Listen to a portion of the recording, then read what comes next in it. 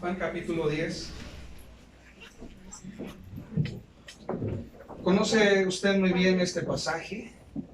Jesús el buen pastor.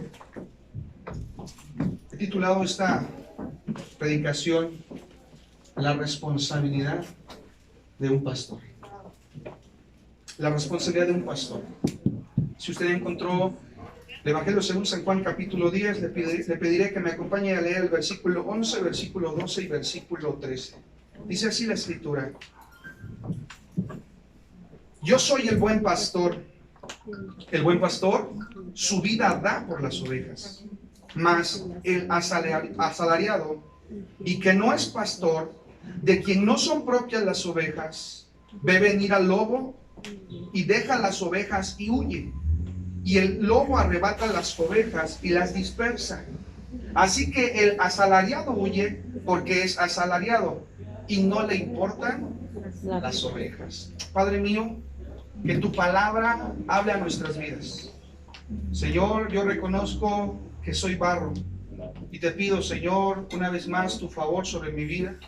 Señor, para que hables, Señor, a tu pueblo, a tus escogidos, aquellos que están, Señor, en el campo de batalla, aquellos que día a día, Señor, están haciendo esfuerzos, negándose a sí mismos.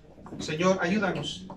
Necesitamos tu presencia, respaldando nuestras vidas, manteniéndonos siempre, Señor, con una mente cuerda, con esa cordura, con esa humildad, pero al mismo tiempo con esa autoridad y con esa unción. Necesitamos tu presencia, Señor, en el nombre de Jesús. Amén. Amén. La responsabilidad de un pastor. Un buen pastor, como lo acabamos de leer, es aquel que da su vida por las ovejas. ¿Y por qué da su vida por las ovejas? Porque las ama. Y porque está dispuesto a darlo todo por amor a Dios. En estos versículos parece que observamos un contraste entre lo que es un buen pastor y un mal pastor. Así, viéndolo a la ligera, pareciese que es la diferencia, un contraste entre un buen pastor y un mal pastor. Pero examinándolo a detalle, nos damos cuenta que no, que está hablando solamente de lo que es un pastor y de lo que no es un pastor. No es un contraste. Dice ahí, el buen pastor da su vida. Y el asalariado no es considerado pastor. Es considerado como un mercenario, un asalariado. Y él huye. Me preguntaron, recién que comenzaba la pandemia: oiga, hermano, ¿usted cuál cree que es la función de un pastor? Y pues yo le dije, bueno, a grosso modo, a grandes rasgos, la función de un pastor es estar con el rebaño. Si no, no es pastor. Y déjeme decirle que quien me preguntó no fue un congregante, fue un líder. ¿Por qué? Porque, hermanos, cada uno de nosotros vamos a entregar cuentas con el Señor. Doy gloria a Dios porque yo tengo también a un pastor y ha sido una bendición para mi vida. El pastor está pastoreando el rebaño que Dios ha puesto en sus manos. Yo estoy haciendo también mi mejor parte. Hace no mucho tiempo, año y medio, hicimos nuestro examen para ministro licenciado los dos. Y cuando él me dice, oye, ¿cómo te fue, hijo? Y le digo, bien, pastor, y usted también. Y me dice, ¿cuánto sacaste? Y le digo, mira, aquí tengo el teléfono, déjese lo enseño. Ya dime. No, aquí se lo enseño porque la calificación que saqué me daba pena. Y entonces, y él me dice, yo saqué 8.3. Ah, gloria a Dios, es mi pastor, gloria a Dios, ¿verdad? Y dice, ya dime, y saco el teléfono y le digo, mira, aquí está. Excelente, hijo. Por gracia de Dios, hermano, no es por presunción, saqué 10. Saqué 10 y yo no puedo decir al pastor, no. Dios fue bueno conmigo y me ayudó. Decía un pastor también que nos daba clases, Señor, yo te pido por los alumnos, van a hacer su examen, que lo que estudiaron, Señor, lo recuerden. Y el que no estudió, que se olvide todo lo que aprendió. Híjole, así como que esas cosas a veces nos confrontan, ¿verdad? Pero, ¿por qué menciono esto, hermanos? Porque independientemente de la calificación que yo pueda sacar, delante del Señor lo que cuenta es que yo sea fiel y que mi pastor sea fiel. Él está haciendo su labor allá donde Dios lo llamó y yo también estoy haciendo la mía. Así es que cada uno va a responder por el llamado. Y yo entiendo personalmente que si Dios me llamó, ¿verdad? Tuvo misericordia de mí. Me dio propósito, identidad.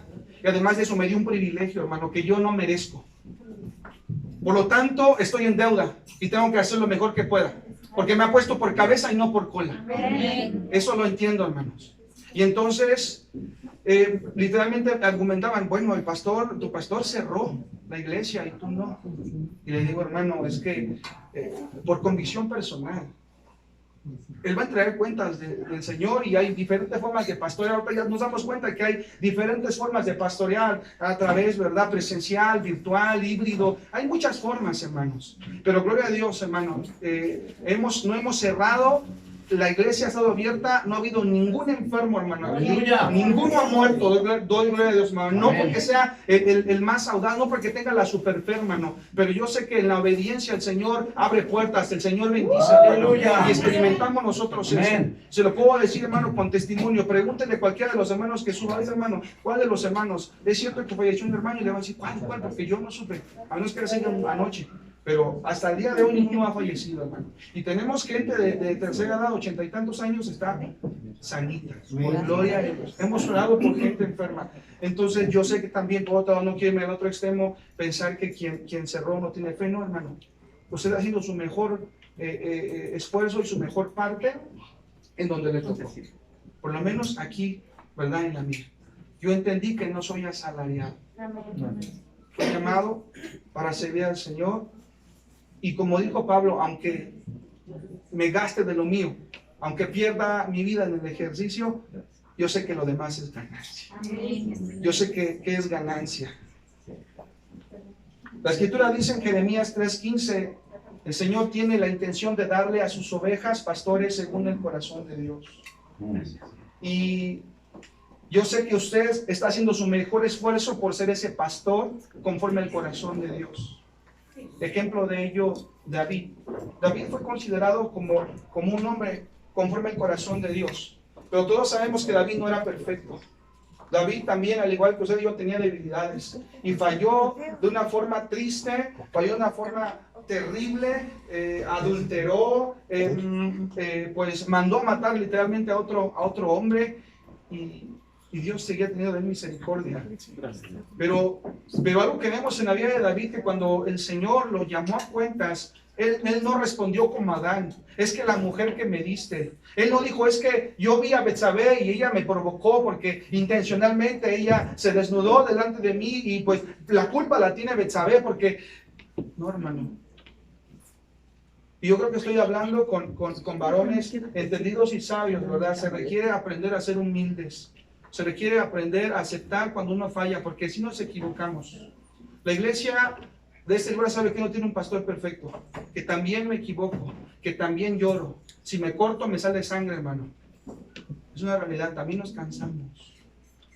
Claro. Y yo sé que usted el día de hoy quizás viene cansado, viene con algún dolor físico, con alguna situación, hermano, pero fiel es el que lo ha llamado. Fiel es el que nos ha llamado, hermanos. Y el Señor tiene la intención de darle a su pueblo pastores conforme a su corazón.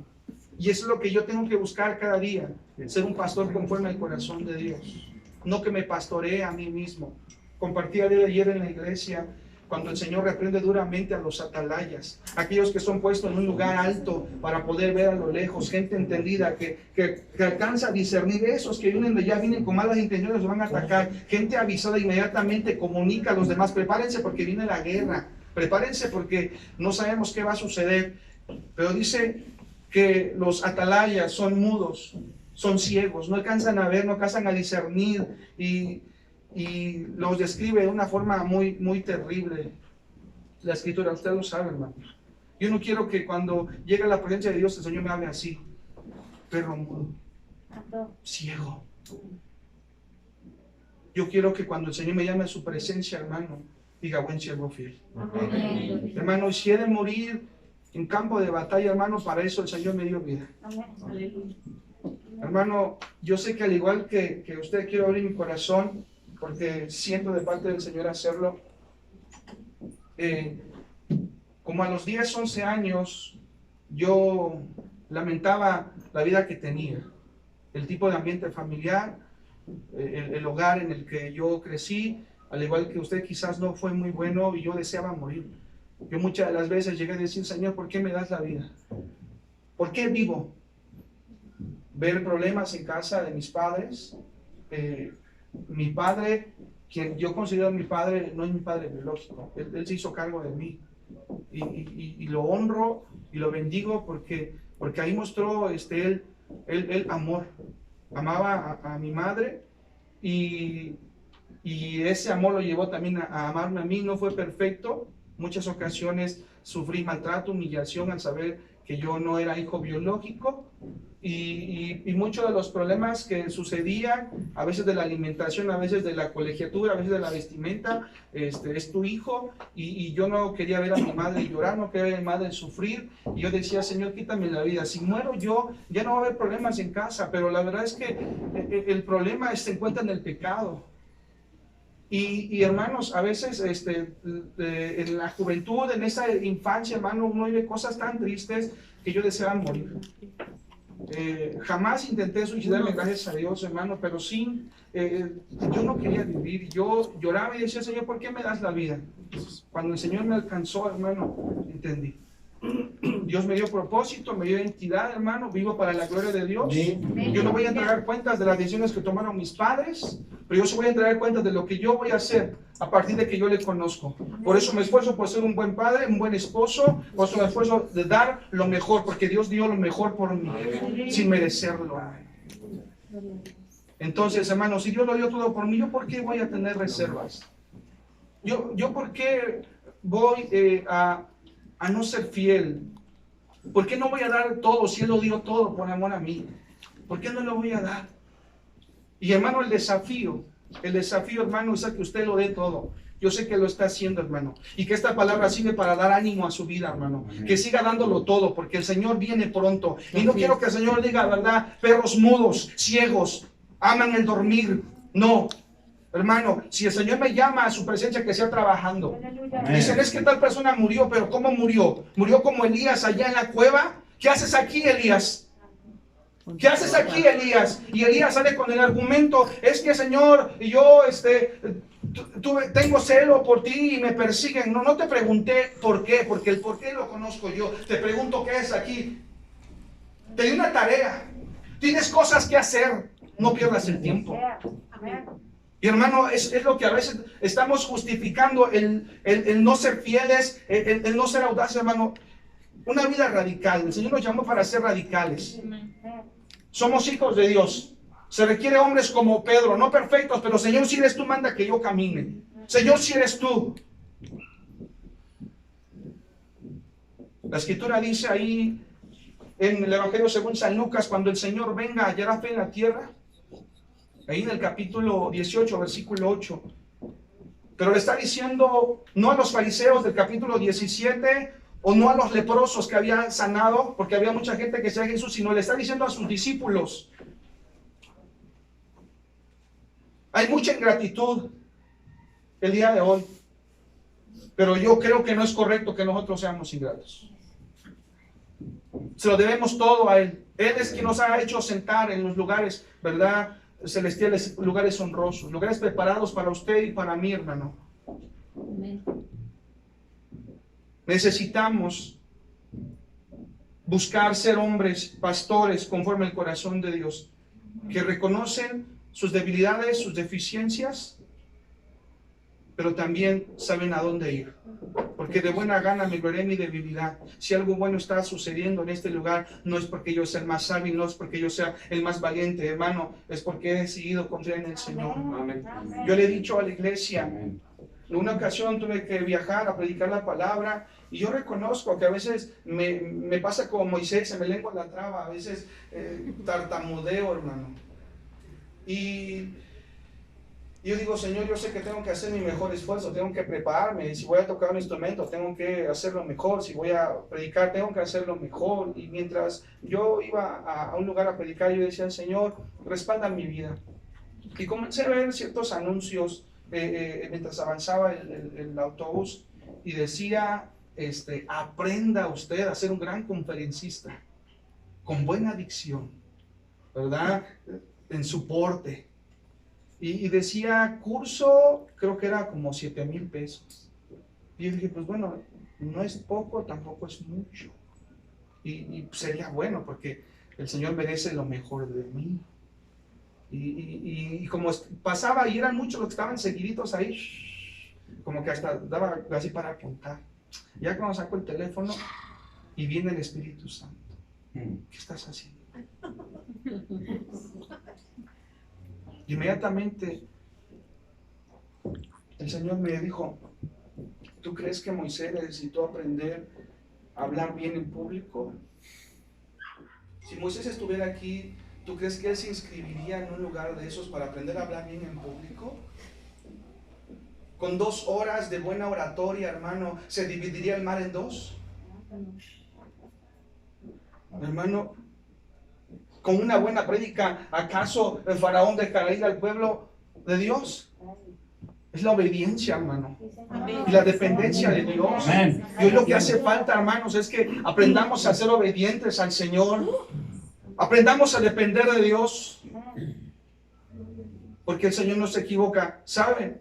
Hoy en día se predica un evangelio que no se cree. Hoy muchos predican algo que no están viviendo y que no están creyendo. Una ocasión un pastor me dijo, mire hermano, sabemos que usted está abriendo la iglesia y no le da temor de que la iglesia muera, algún congregante muera. Dice, yo cerré la iglesia y yo por eso cerré la iglesia y estoy tomando las medidas. ¿Sabe dónde lo vi? Mi suegro vende carnitas sábados y domingos. Estaba en el puesto, había mucha gente comiendo carnitas, estaba comiéndose unos tacos. Hermano, yo le dije, hermano, ni usted cree lo que me está diciendo. Porque usted creía lo que me dice ni estuviera aquí. O sea que tiene usted temor o tiene más fe de que no se va a contagiar aquí en un puesto de tacos, pero usted no tiene fe de que Dios lo va a guardar allá en la iglesia. En tiempos del Señor Jesús los enfermos iban a buscar a Dios, iban a buscar al Señor. No sé qué Biblia hoy estamos leyendo, hermano.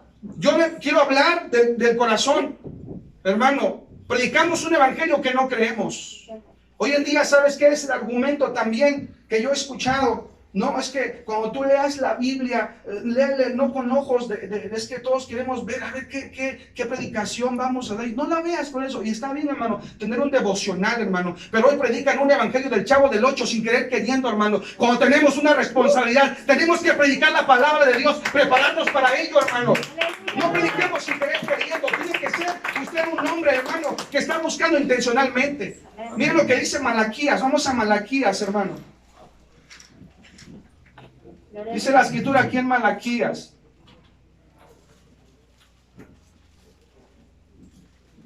Dice el capítulo 2, versículo 7. Yo sé que lo sabe. Porque de los labios del sacerdote,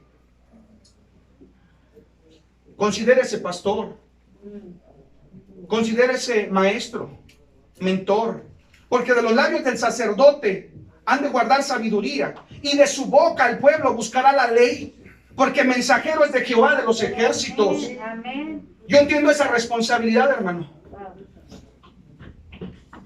Y tengo que estar preparado. Yo no me puedo dar el lujo, hermano, de hojear la escritura, hermano, y no buscar intencionalmente un mensaje, porque en este momento el pueblo tiene necesidad. Dice que muchos tienen comezón de oír, hermano. Por eso predica la palabra. Ahí está el tiempo, fuera de tiempo. Reprende, redarguye, dice la escritura, hermano. Amén. Que no se nos olvide. Sí, hermano, sea un ávido lector. Yo sentí satisfacción, hermano, cuando fui a la junta de pastores y preguntaban, hermano, y levantaba yo la mano. Usted ya no levanta la mano, hermano. No, hermano, si yo lo sé, no lo puedo callar. Ya te llevas todos los regalos, me decían. Usted ya no participe. No, hermano, al contrario. Tenemos que seguir y tenemos que seguir aprendiendo, seguir rumiando la escritura. Yo tengo un problema, hermano, que leo y a veces no se me queda mucho. Me sorprende la gente que tiene mucha retentiva, que retiene todo de una sola vista y lo tiene ahí guardado. Y yo no, yo estoy de los que tengo que machetear y tengo que machetear y tengo que machetear ahí, estudiar y estudiar y estudiar una y otra vez, una y otra vez. No sé cuántos se identifican conmigo, hermano. Y las veces que sea necesario leer la Biblia, hay que leerla, hermano.